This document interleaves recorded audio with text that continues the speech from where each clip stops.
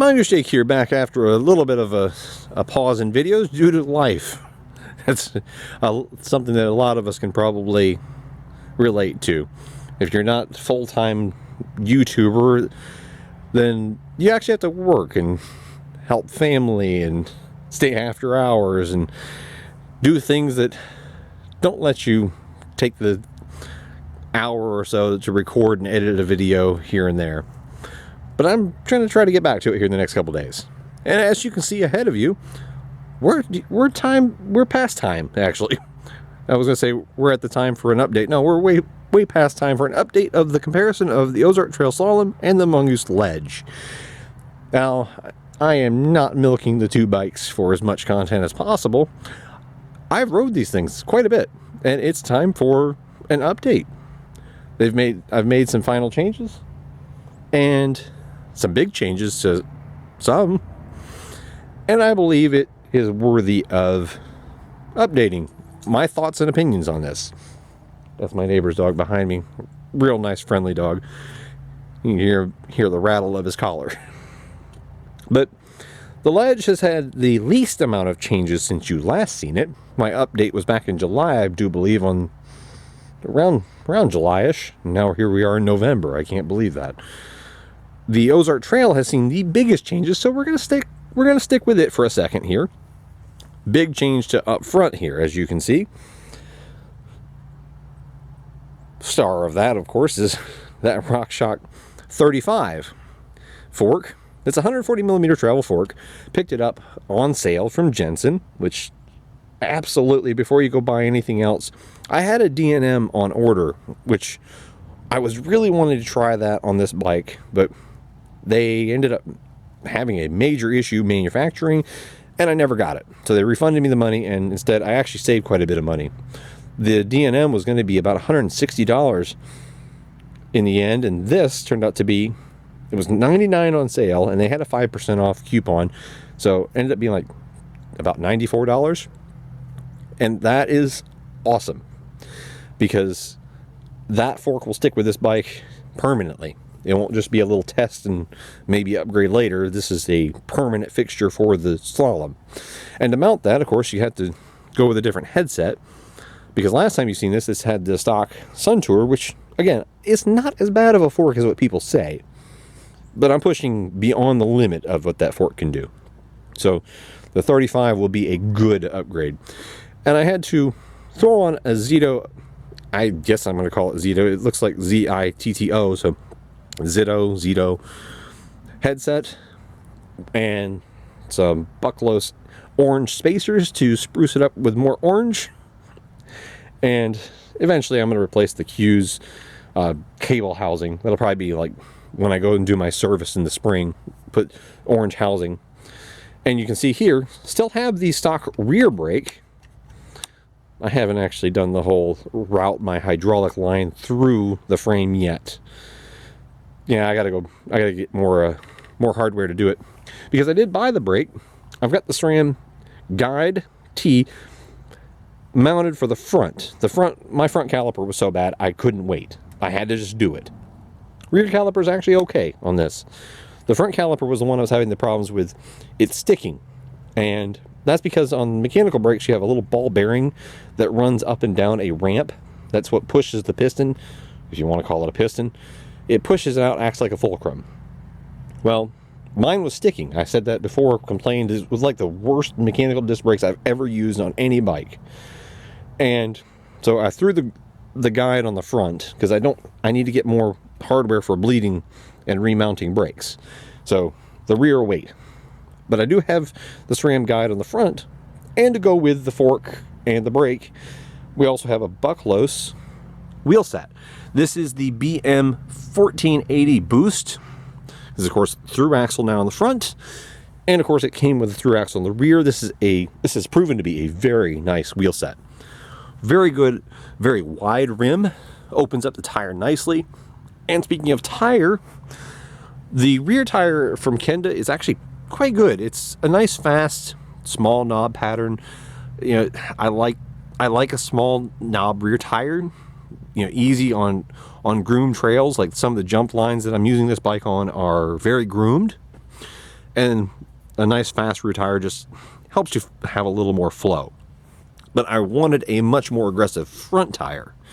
As you can see here, deep knobs from the Kenda Navegal Pro. And not a cheap tire. It's about a $70 tire, but I got it on sale for $50. And this one is the 2.4 size. So not the biggest, yeah. 29 by 2.4. If you can, yeah, you can kind of see that. But this is one of their better compounds, and it turns out to be a beautiful tire. I know the Navegal has been around for a long time, very well recommended by many, many people, and I have absolutely loved it. You can see I've cleaned it since last ride, but you can see using most of my travel on that 35. But only other addition is, yes, I did put one of the Moroka dropper posts. I don't need to do the routing of a cable. I can easily just reach under the seat, and for what my riding is, that's very simple. And these are so inexpensive that, yeah, it's worked perfect for me. It's not as much travel as some people like, but for me, somebody who has actually rode and raced downhill even without a dropper post, this feels like a huge upgrade for me. Bikes are something that's a blank canvas. You do what you want to. And at this point now, this is a very solid bike. But with what I have into it, I'll leave this for a different video. This is getting to the point where some people could make the question of, would you be better off with something else? But of course, counter to that is, I've been riding this the whole time as I've upgraded it. That is a topic for a whole other video that I am going to do. I posted up a picture of, I'm going to do a series called Pedal Powered Chats, and that's just about bike related topics. So we'll save that conversation for then. But moving on to the Ledge, what has it seen? Well, here. I said that Moroka Air Can, as I was nicknaming it, had to go. And I was going to do a Sun Tour shock, because I do love Sun Tour products. They are genuinely very good products, and they highly underrated, and they receive more flack than they should. But I also like D&M. I've used D&M shocks many times over the last 20 plus years of riding, and I love their rear shocks. They've been, again, that's an extremely underrated brand, is that D&M rear shocks. And this one is, as you can see, let me zoom in. Ooh, come on, my Coolpix. I use a Coolpix L830, and it sometimes struggles in these lower light. That is a AO38 with the remote lockout, and I did route that remote lockout through the frame where there's supposed to be a remote dropper post. It goes through the frame and then comes out right through here, and then I actually mounted it right up here up top. And yes, it works smoothly enough that I have been able to use it, but I don't need too much. This shock has enough good quality dampening to it that it doesn't bob. No, it doesn't have a pedaling platform, but it has a functional rebound adjustment and enough compression dampening that the bobbing I was feeling with that Moroka Air Can, it's pretty much gone. And then I took off my camo Buckalos pedals, and I found these on Amazon, these Jet Cats, and they were dirt cheap. I think I only paid $14 for them. And they're smooth turning. They've already been on like 5-6 rides plus. And I mean, there's even some damage there from some rock scuffs. They've done well. I like them.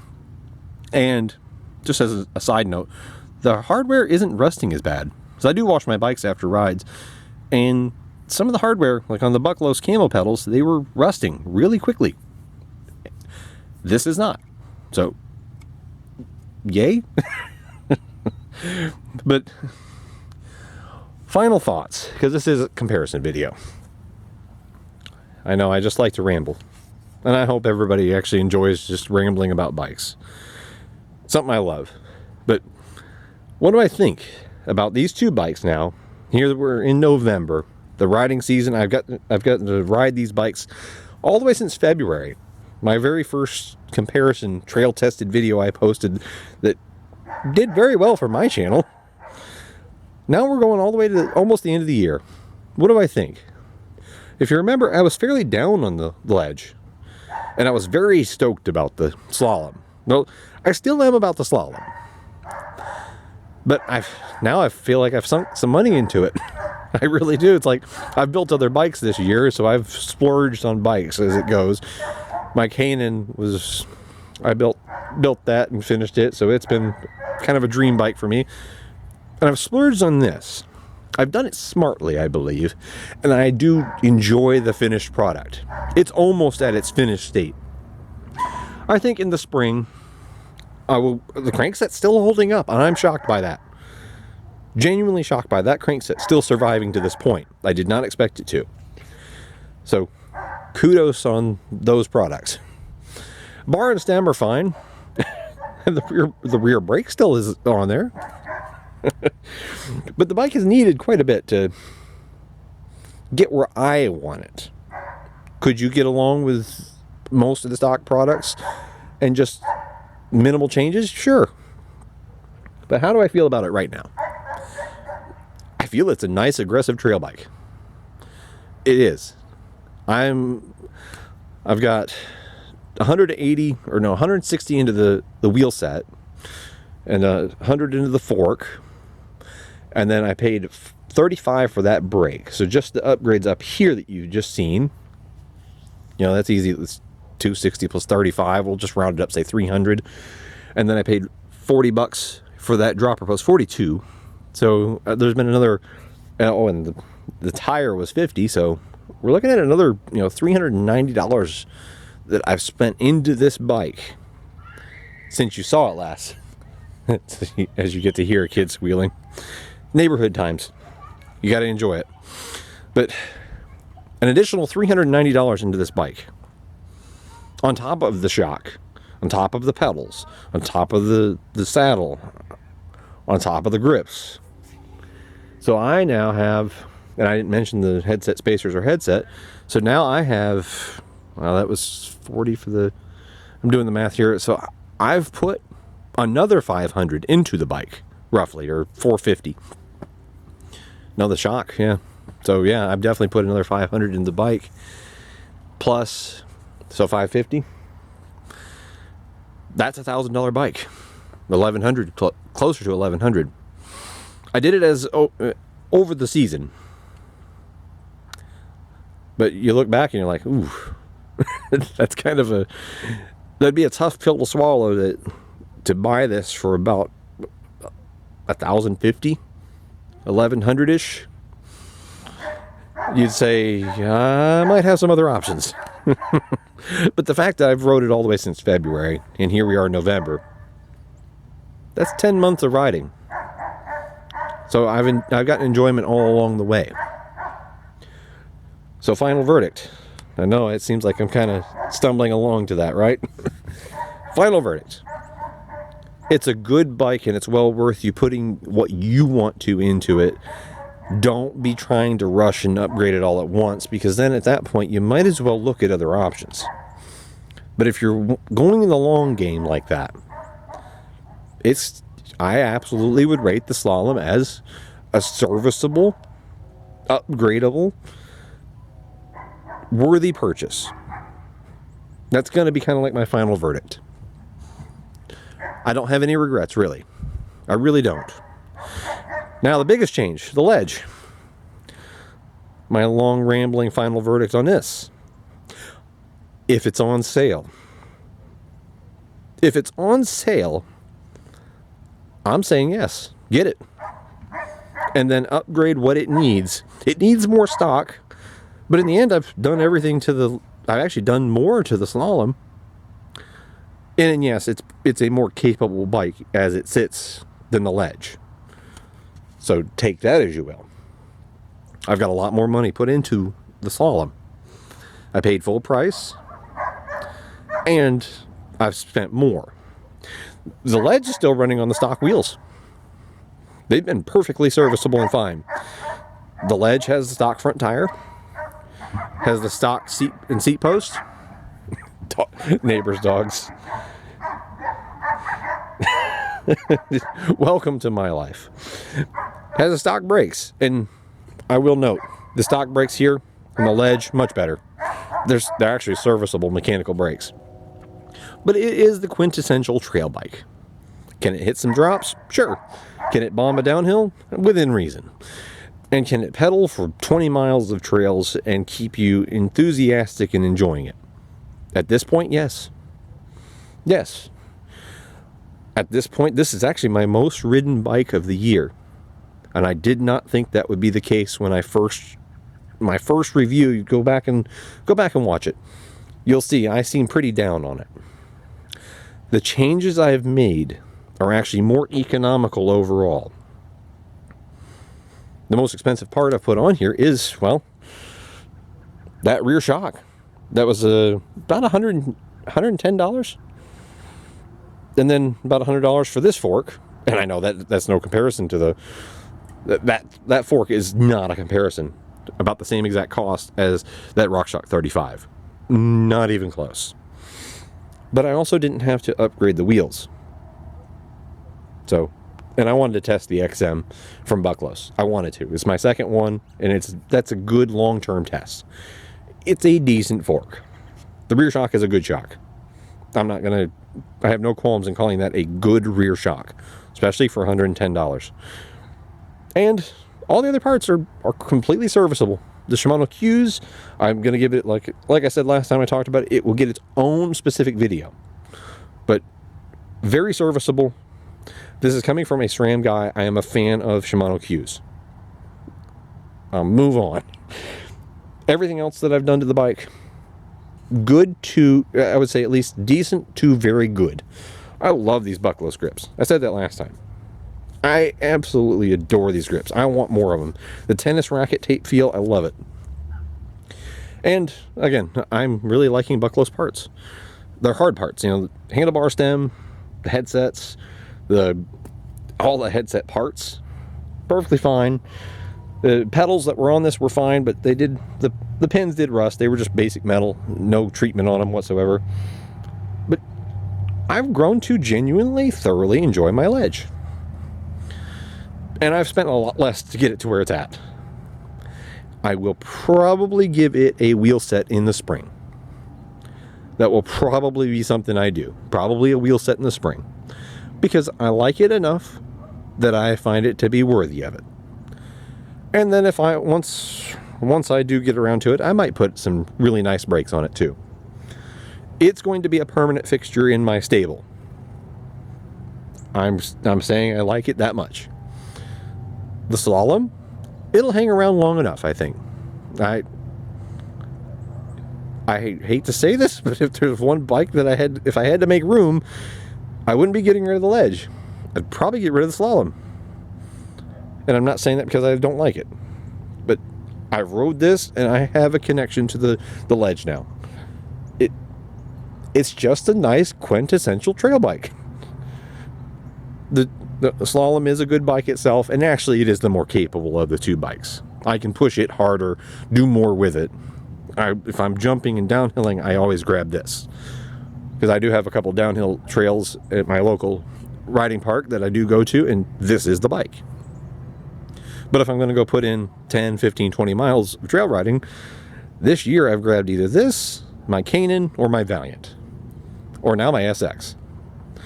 Long-winded video coming to an end. I mean, I gotta get my viewer time up somehow, right? But I've grown to love the Ledge. And now I've got my Slalom to be a very capable bike. But at this point, I have invested into it. I know, it still sounds mixed, right? But this is my updated, I'm not going to call it the end of season, but November feels almost kind of like that. I still ride through the year on nice days as much as I can.